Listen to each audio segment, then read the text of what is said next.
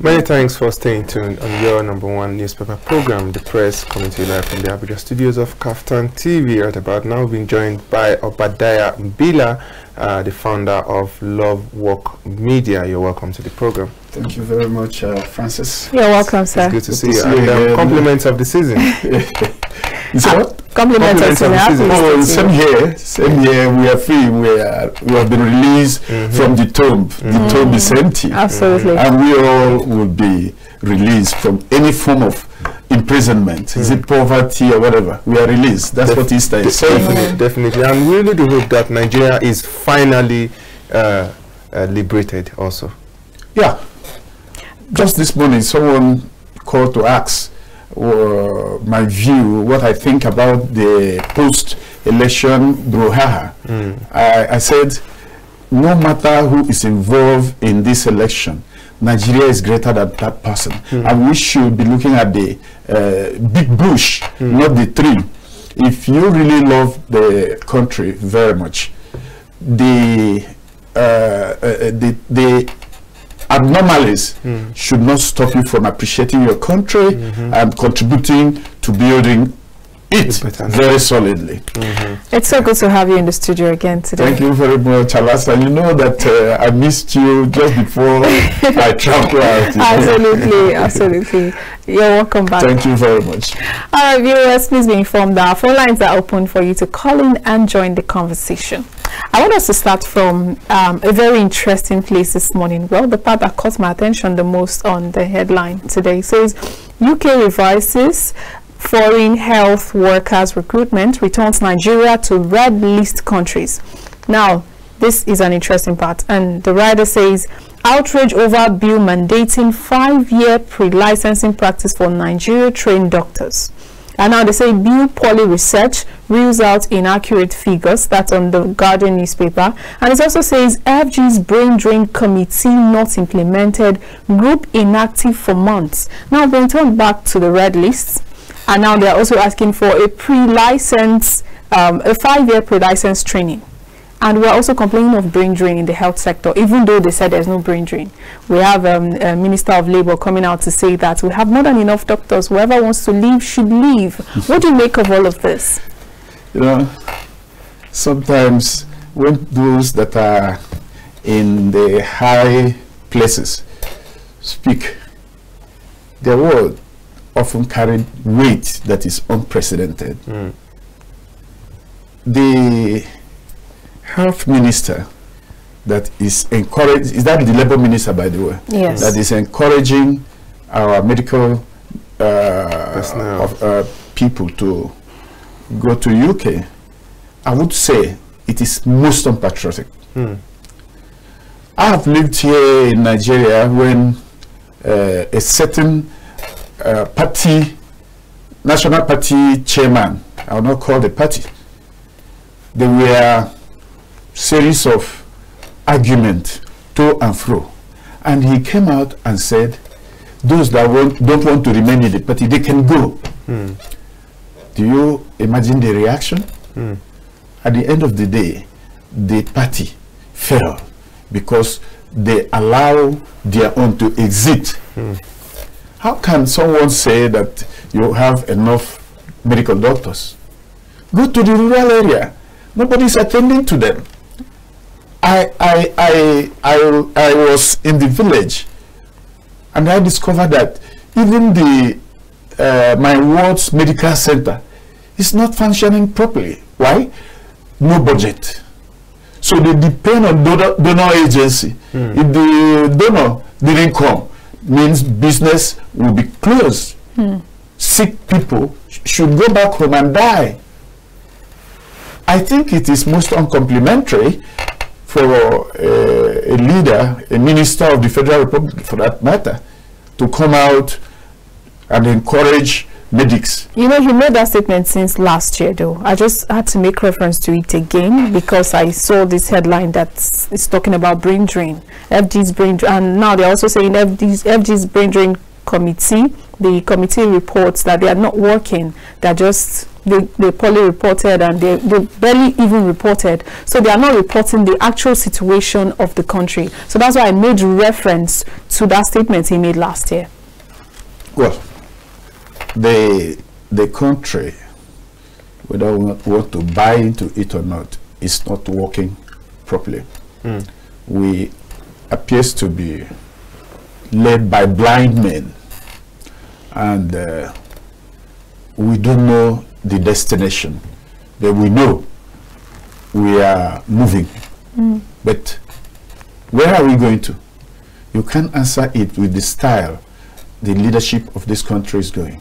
Take for an example, they want to enact or implement cashless policy, which is not bad in itself. Where is the reason that you want to adduce, which is propelling you to change the naira, to redesign the naira? Now, these are the things that happen. Every policy of government appears to have been programmed to fail, including this health matter. There used to be what they call Nigerian Police Commission or so. I can't remember how they put it. Now, this Police Service Commission, not Police Service Commission, it's a something like committee comprising some state governors, and I think it is headed by the vice president. Now, their job is to look at what is wrong with the Nigerian police, so they can report. Yes, they call it Nigerian Police Council.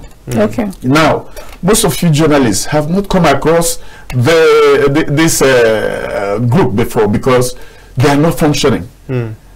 It's a group that's supposed to be a meeting that's supposed to be summoned by the President and Commander-in-Chief of the Federal Republic, in this case, President Muhammadu Buhari. They have not sat, not once.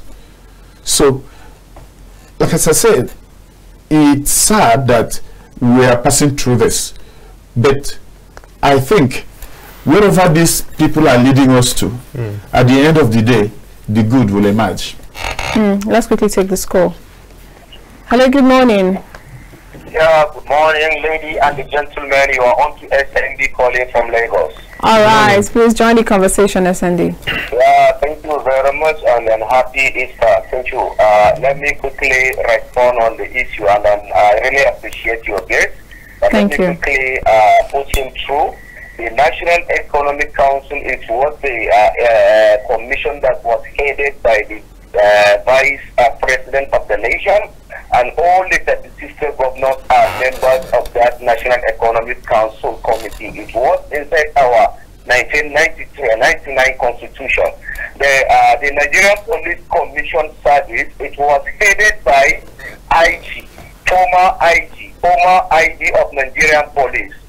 That is the national, the Police Commission Service. I can remember even Arete was the chairman of that committee, just of recent. So it was the National Economic Council that was headed by Deputy Vice President, and the CBN governor is part of that committee, and all the 36 governors are members of that National Economic Council committee. It was working under our constitution. Thank you very much. Let me appreciate the best. Thank you. That most of the program we are programmed maybe to fail. You will agree with me, honestly speaking. If you look at our hospitals, if you look at our education, you will ask yourself, what is wrong? Is it the policy makers are making mistakes, or the leaders that we are assigned to lead the agencies? Because believe in me, all the rules, all the laws we want, we have them. But the main problem is the implementation. That is why I asked, even when Kuka was asking the next coming president to take Nigeria, it's a very good call. But if you have what you just said, there was some statement I read that proclaim our Nigeria before Buhari become a president, candidate to Kuka. I asked myself, I say, with due respect, maybe Kuka is not looking in the advanced world, because the world is advancing. We are into AI. Even farming, we are into AI. Even banking, we are into AI. When you said proclaim Nigeria back before Buhari become a president, does that mean that we're not going to advance? Thank you very much. Everything, we don't have the facilities. Let us be realistic. Thank you very much. Thank you very much, SMB from Lagos. Thank you so much. Thanks for your call. I know you wanted to make a statement regarding the correction. Maybe he was sort of talking about National Economic Council. Yes. But I'm talking about Nigerian Police Council. Yes. The error there is that I brought the vice president. I remember now the head is the president. That is what it is. Okay. Still on the brain drain issue, Tomori has proceeded that if the bill becomes law, that the government officials will have to stop foreign medical trips. I mean, how feasible do you see this? How workable do you think this will be for government officials? Because we see the health minister, even the health minister himself, he goes out for medical, he travels out of the country for medical checkup. The president himself travels out for medical checkup.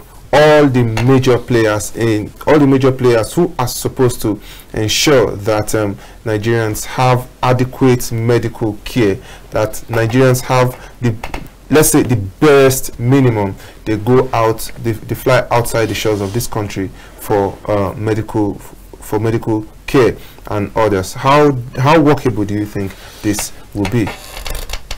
The proposals of that bill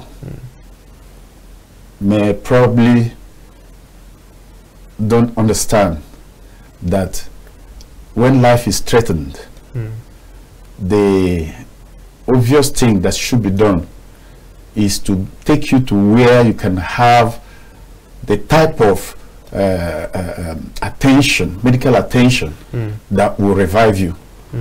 In this wise, is the bill discouraging us from traveling abroad when we have not provided an alternative? I think what this person is trying to say here is the fact that if the people who have been saddled with the responsibility of providing good health care for Nigerians, if they will not be able to travel outside the country, they will look for that facility they are running to outside the country, they will make it available here for Nigerians. Yeah, some people even argued that Senator Kremadu would not have been arrested in the UK if the medical facilities in this country is functioning very well. So there's no doubt about that. But I have issue with passing this type of bill into law when the health facility we have here is in the lowest ebb. So if you now say they will not go out and treat themselves, you are inviting death. So what about the Nigerians who do not have the means, who are not financially strong enough? They die here. They die here in Nigeria. Many of them are dying here. So it means some lives are more important than the others here. That is what it appears is happening in our country today. Because the haves can always go out there to obtain the best medical treatment that could be. So, but the question is, what is it that is stopping them from establishing this health, or from revamping the health sector structure generally? What stops us from having in every rural community a health center with a medical doctor, not the one where nurses? This reminds me again, Ryan Gige would say that they have enough doctor. Is it not funny? When you go to rural area, women we still have traditional birth attendants. Why? Because you could go round a radius of 40 kilometers, you will not find any good medical facility. So the traditional birth attendant are still, their business is still booming in those areas. All right. So the question again is, there's this outrage over a bill mandating 5-year pre-license practice for Nigeria trained doctors. Before you get your license, you have to work for 5 years. So what about those doctors that feel like, I want to travel? And that's why Tomori is also coming out to say that if you're mandating them to spend 5 years before you give them a license that they can now use anywhere else, it simply means that you should also stop medical tourism. Just the same way, I remember that the bill mandating people from public office, their children from schooling outside the country, was thwarted. That's almost the same thing happening now. Now, juxtaposing them side by side, you're trying to mandate some people to stay within the country to actually make sure that they practice in your country for 5 years, in their own country for 5 years. But you cannot mandate children of public officers from schooling within their country, where their parents are probably servants. Who are the lawmakers? Men and women from among us. And they have, it has become their tradition to travel outside for medical treatment. Because of this, they are the one that will pass this bill to law. Those people that are traveling out, they are the same people that will pass this bill to law. The question is, if they want to continue traveling outside, this bill will not see the light of day. I guess by now it is in second reading. It's in second reading. So by the time you call for public debate, which they usually do before rewriting the bill, and thereafter send it to Mr. President for accent. Now, if I am too used to going outside to receive medication, and then you want me to support this bill, if the lawmakers, at least I know, over 70% to 80% of them travels abroad for medical checkup. So is that the people that you think will support this bill? It's a good idea. The sponsors of the bill really appear to have concern in the way our business is being run here in Nigeria. They appear to understand that there is nothing they can do to improve the health sector now, because the man that's supposed to do it is the President and Commander-in-Chief of the Federal Republic. That's the reason why we voted him in. That's the reason why he is serving us, in quote, which is supposed to be what it is to serve us. So, for me, I don't think, maybe you remember today when this bill will be overturned. All right, let's quickly take this call. Hello, good morning. Hello? Good morning, you're welcome to the press. Tell us your name and where you're calling from. Good morning, sir. Please, you need to turn down the volume of your TV set or step away from it. Good morning, I'm calling from Massachusetts, calling from Enugu. All right, we can hear you. Go ahead. Okay, I will do that quickly. Great. Are you hearing me? You can hear me, right? Very well. Okay, so I'm happy for the program and I'm a regular listener for your station. I do enjoy it. Thank you. Because truth is always told in your station. But let me remind us, Nigeria as a country, the problem is that anybody who tells truth, the station will be fined. If I say what is in my mind, they will find your station as they did to channels, 5 million, 10 million, thereby suppressing the truth. That young man there, you are the suspect, he's telling the truth.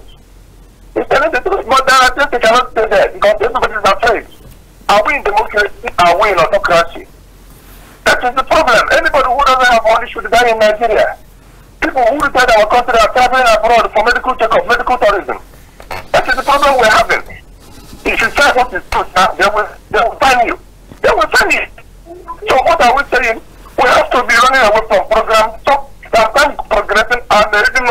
consuming my television. I'll be watching cartoons. Because that is where there is joy. Nothing gives joy in Nigeria again. The doctors are ready. Inflation is developing. Nothing is moving. Our legislators are a lot of time. They are carrying money. Imagine Buhari is handing over next month. And he's borrowing trillions of naira. Where is he going with? Governments are handing over next month. They are borrowing money. Church houses are approving the money. Who buried the cost? If you say they will start coming after you, my brother, you will do the rest you can do and leave the rest. That is that. Thank you very much. All right, thank you very much. Thanks for your contribution. Yeah. That's well noted. You want to comment on what? Yeah, the last caller described me as a young man. Please, I'm old man. You're one of those that live in Nigeria. You're still very young at heart. Well, ever. The mantra is forever young. Forever young. Yeah. Let me take this call again. Hello, good morning. Hello, good morning. Are you there? Good morning. Welcome to the press. Please tell us your name and where you're calling from. Good morning. My name is Eze. I'm calling from Bakasle in Kano State. All right. Please join the conversation. Yeah. The bill, as I see it, if it may see the light of the day, it will still not stop our people from traveling. That's what I feel. Okay. Because even when government, I could remember there was a sitting governor. He built one hospital. He was proud of it that all the facilities in the world is in that hospital. No need of traveling outside. People from Israel, India, and this and that will come to that hospital. As natural habit, within that week, after all this pronouncement, that man had an accident, the state governor. And we stated that in that hospital now that he'll be treated there and everything. But unfortunately, he was thrown out to a foreign country. Apart from these facilities, there is a medical, there's this trust. It seems our politicians don't have trust on our doctors. You will hear of a secret say that he had Qatar, only Qatar. That was the time that was in the news where the press were making character of it. Someone had Qatar that he had to travel overseas just for common Qatar. So since there's no trust on the medical staff or the doctors or this thing, I mean, that's my take. Thank you for your program. All right, thank you very much for your contribution. He just made an important point by saying there's no trust for most of the medical personnel for Nigeria, and that's why we experience medical tourism. But as funny as it may sound, most times when they travel, some of them are even being treated by Nigerians. What do you think? I actually am a victim of the incompetence of medics in Nigeria. So we are not only talking about brain drain. Are these doctors going to UK to continue the way they perform here? I lost a niece of mine just last month. Wow. The simple surgery that's supposed to be conducted professionally, the medical doctor that was handling him carried out 3 different surgeries upon this young man. And I believe in the process a mistake must have occurred, which now resulted to the young man's death. I am a testimony as I'm living today. In 1999, I was there. I was to undergo major surgery. This same error repeated itself after they have opened me up and closed me again. The thing continued. So they now have to do a second surgery. The second surgery wouldn't have been necessary if the first one was successful. So I have had cases of medical doctors leaving a scissors in the stomach, in the belly of this patient. I have also seen medical doctors who, because of the way and manner they are handling a patient, the patient died. And in all this, hardly will anyone go to court to seek redress. Why? Because that's the way the society is. Don't trust the judicial. That's our law. True. This is so unfortunate. Please let me quickly take this call again. Hello, good morning. Hello, good morning. You're welcome to the press. Please tell us your name and where you're calling from. This is King calling from Lagos. All right, please join the conversation. Okay, thank you so much. Hello to Mr. Fabian. Honestly speaking, you see, this country called Nigeria, let me just say, it's a great country with a great uniqueness that you can never find elsewhere in the world. It's unfortunate because if, for instance, now the doctors the bill is to restrict them from going for their own greener pasture. Let's not forget that this is democracy. They should have the right to choose if they want to work in Nigeria or else. In the first place, as the government provided the facility and as the government taking enough good care of them for them not to go. So I don't see any reason for the legislation or whatever over to stop them from moving out. I don't just know. You know, Nigeria is the kind of country whereby you have two elephants, and these two elephants are politicians of opposite parties fighting each other, while the real citizens are the ground. So they are struggling for power. That is what all I know. Only struggle for power, and when they attain that power, they think of another power. So it's rather unfortunate. Now let me return to the issue of security. All right. The question I'm still asking is, what is still yet so difficult to declare a state of emergency, even if for 1 month in Nigeria, to raid houses where people are having guns? And get rid of all these guns. What happens to our border? What is actually going on? Mr. Obada, can you please step out? What do you think to be the best thing to do? No, honestly speaking, you see, the unfortunate thing is that the politicians, they take us for granted and they see us as fools, the citizens. Why? Because we give ourselves to them. Through the religion diversity, okay? Through the ethnic diversity. So we don't even know the right thing we're supposed to be demanding from them.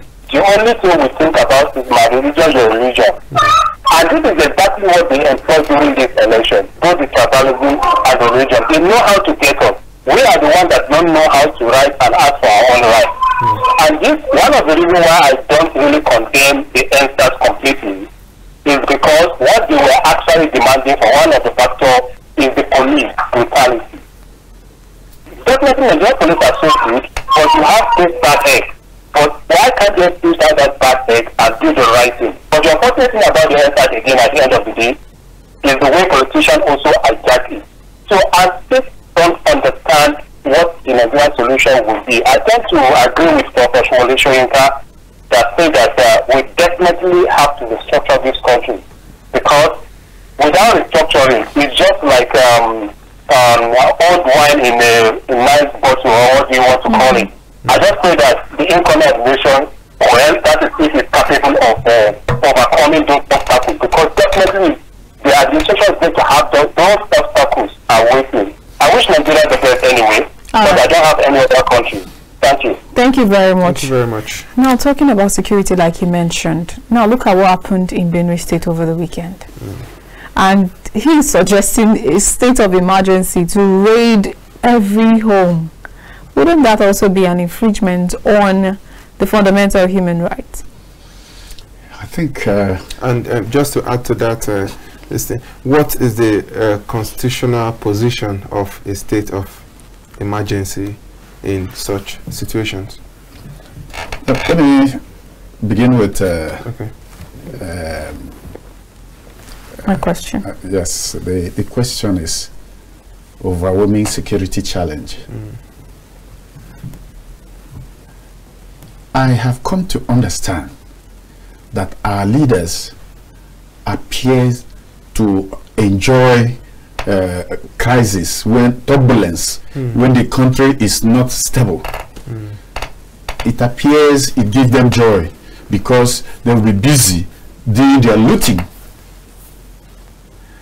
Otherwise, it cannot take anything from the president and commander-in-chief to restructure the security sector so that they can optimize their performance. Now, the issue here for me is that we have reluctant leaders who probably, I would say, they are blind guides. So they enjoy the crisis because it gives them opportunity to continue to loot the country. Benue has been under siege for a very long time. Zamfara has been under siege for a very long time.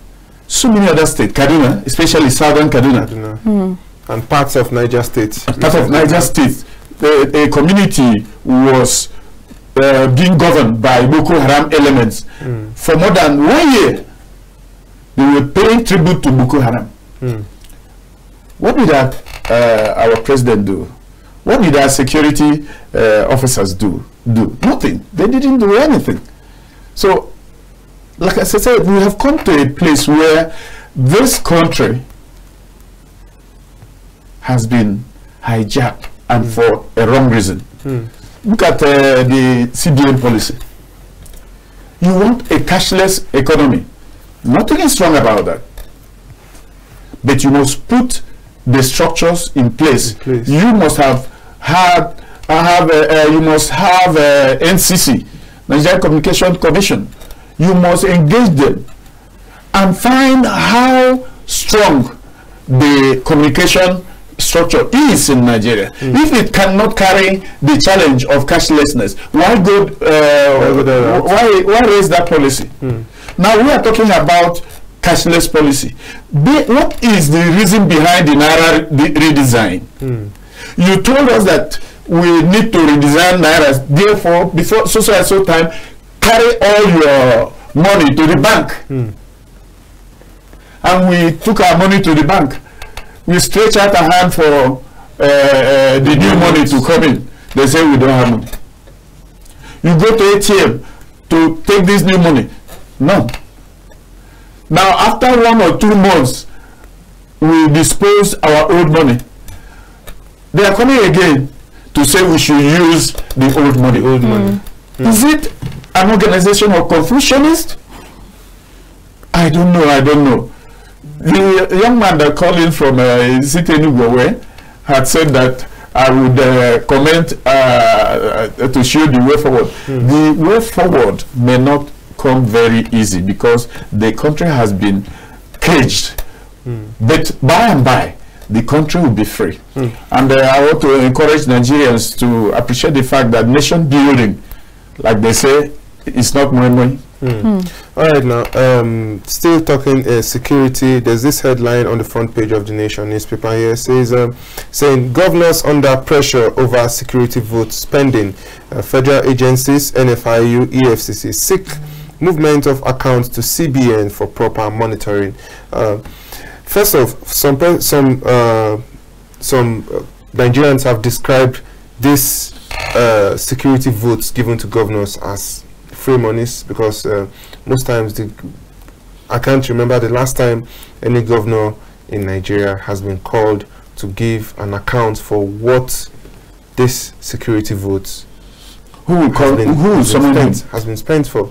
So I think you may want to shed more light on this. Do you, once again, in my first question I asked if the policy is really possible, if it's really feasible. So I want to ask you again, do you really think anybody can call these governors into to give an account for what the security vote should be spent for? Because if these monies given out for security votes are properly spent, I think to some extent there should be some a level of control to the kind of crimes being perpetrated in some of these states.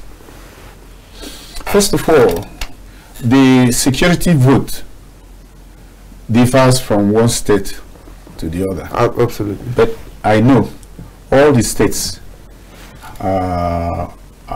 governors receives security vote.